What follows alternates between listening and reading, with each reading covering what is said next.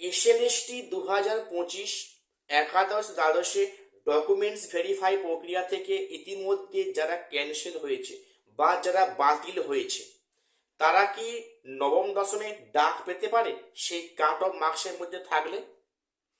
পাশাপাশি আজকের যে সন্ধ্যার পরে 9-10-এর রেজাল্ট প্রকাশিত হবে, সেখানে এই রেজাল্টটা কি 11-12-এর এমপ্যানেল হওয়ার পরে প্রকাশিত হলে ভালো হতো? আজকের যে প্রকাশিত হচ্ছে এতে কি ফ্রেশাররা ক্ষতিগ্রস্ত হবে কি মনে হচ্ছে? এবং আজকে এই যে প্রকাশিত রেজাল্টটা যে হবে সেটা কি আউট অফ 60 না আউট অফ 80? আসছি আজকে এসব নিয়ে বিস্তারিত আলোচনায়। ভিডিওটা প্রত্যেকে স্কিপ না করে প্রথম থেকে শেষ অবধি দেখো, তোমাদের কিন্তু আজকে অনেকগুলো ডাউট আমি ক্লিয়ার করার চেষ্টা করব। আর প্রত্যেকের চ্যানেলটাকে সাবস্ক্রাইব করে আমাদের পাশে থাকবে। প্রথম বলে রাখি, একাদশ দ্বাদশের ক্ষেত্রে যে সমস্ত ক্যান্ডিডেটরা ভেরিফাই প্রক্রিয়া থেকে বাদ পড়ে গেছে বা যারা ক্যান্সেল হয়ে গেছে বা যারা তাদের প্রার্থী পদ ক্যান্সেল হয়েছে, তারা কি 9-10-এ কি মানে প্রক্রিয়াতে অংশগ্রহণ করতে পারবে? উত্তর হবে হ্যাঁ, অবশ্যই পারবে। আমাকে এই প্রশ্নটা কিন্তু অনেকে বারে বারে করছো। তারা কিন্তু সেক্ষেত্রে 9-10-এ প্রক্রিয়াতে অংশগ্রহণ করতে পারবে, কারণ তাদের যে প্রার্থী পদটা ক্যান্সেল হয়েছে এটা কিন্তু অনলি ফর 11-12-এর ক্ষেত্রে। কাজেই সেক্ষেত্রে কিন্তু 9-10-এর ক্ষেত্রে সেখানে কোনো সমস্যা হবে না। তারা কিন্তু সেই কাট অফ মার্কসের মধ্যে থাকলে ডকুমেন্টস ভেরিফাই অংশগ্রহণ পুনরায় করতে পারবে, এক্ষেত্রে কোনো সমস্যা নেই। কেটে গেল।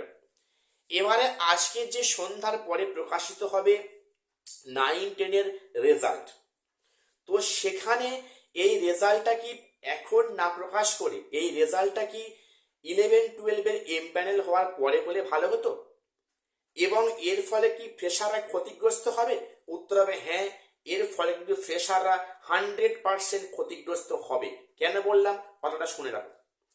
দেখো, এই রেজাল্টটা 11-12-এ এমপ্যানেল হওয়ার পর প্রকাশিত হলে অনেকটা কিন্তু সিট খালি হতো 9-10-এর ক্ষেত্রে। কেন বললাম? সেক্ষেত্রে 9-10-এর ম্যাক্সিমাম কিন্তু ইন সার্ভিসরা 11-12-এ সেখানে চলে যাওয়ার সম্ভাবনা থাকতো এবং তারা কিন্তু ব্যাকে আর ফিরে আসার কোনো চান্স থাকতো না বলা ভুল, সেটা খুবই সামান্য। যেমন মনে করো তুমি তুমি 11-12-এর স্কুল পেয়েছো সুদূর পশ্চিম মেদিনীপুরে এক প্রত্যন্ত গ্রাম্য এলাকায়।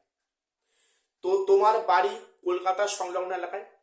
তুমি সেখানে 9-10-এ বাড়ি কাছে স্কুল পেয়ে গেলে, তাই তুমি কিন্তু অবশ্যই সেখানে অনেকেই বাড়ি কাছে স্কুলে জয়েন করবে, সেটা 9-10 হলেও, তবে সংখ্যাটা খুবই কম। কাজেই এখন যেটা হচ্ছে, যদি আজকে ফল প্রকাশিত হয়, 2-1 দিন পর সেখানে যদি ভেরিফাই কাজ শুরু হয় বা ইন্টারভিউ কাজ শুরু হয়, তাহলে কিন্তু ফ্রেশারদের কপালে কষ্ট আছে। কারণ ইন সার্ভিস 9-10 তারা কিন্তু 9-10-এও স্থান মানে মানে ব্লক করে থাকলো এবং তারা কিন্তু 11-12-ও ব্লক করে থাকলো। ঠিক আছে? তো কাজেই এর রেজাল্টটা যে আজকে প্রকাশিত হচ্ছে, আখেরে কিন্তু ফ্রেশার দিয়ে কিছুটা হলে ক্ষতিগ্রস্ত অবশ্যই হবে। আর আজকে যে রেজাল্টটা প্রকাশিত হচ্ছে, এই রেজাল্টটা কিসের ভিত্তিতে? দেখো, এই রেজাল্টটা কিন্তু সম্পূর্ণটাই তোমরা যে ওএমআর পরীক্ষা দিয়েছো আউট অফ 60, তার মধ্যে তুমি কত স্কোর করেছো তার এটা কিন্তু মার্কস। এই মার্কস কিন্তু কখনো ডকুমেন্টস ভেরিফাইয়ের জন্য কাট অফ মার্কস নয়। কাজেই প্রত্যেকে তোমাদের রোল নাম্বার এবং জন্ম তারিখ দিয়ে পুট করে কিন্তু প্রত্যেকে দেখে নেবে তোমরা আউট অফ 60 কত স্কোর করতে পেরেছো। তো আর অনেকেই আমাকে বারে বারে বলছে স্যার কাট অফটা কত যাবে। দেখো, কাট অফ কিন্তু আহামরি কম যাবে না। অনেকে বলছো বারে বারে যে স্যার এখানে ভ্যাকান্সি অনেক আছে। ভ্যাকান্সি অনেক থাকলে কি হবে, সেখানে কিন্তু ক্যান্ডিডেটের সংখ্যাটা অনেকটা বেশি আছে। কাজেই কাট অফ যে খুব কম নামবে তা নয় কিন্তু। অর্থাৎ নবম দশমে যে কাট অফ গিয়েছে, যেগুলো common subject Bengali, English, history, geography, এগুলো কিন্তু তার থেকে 2 কিংবা 3 নাম্বার পর্যন্ত কিন্তু কাট অফ কমতে পারে।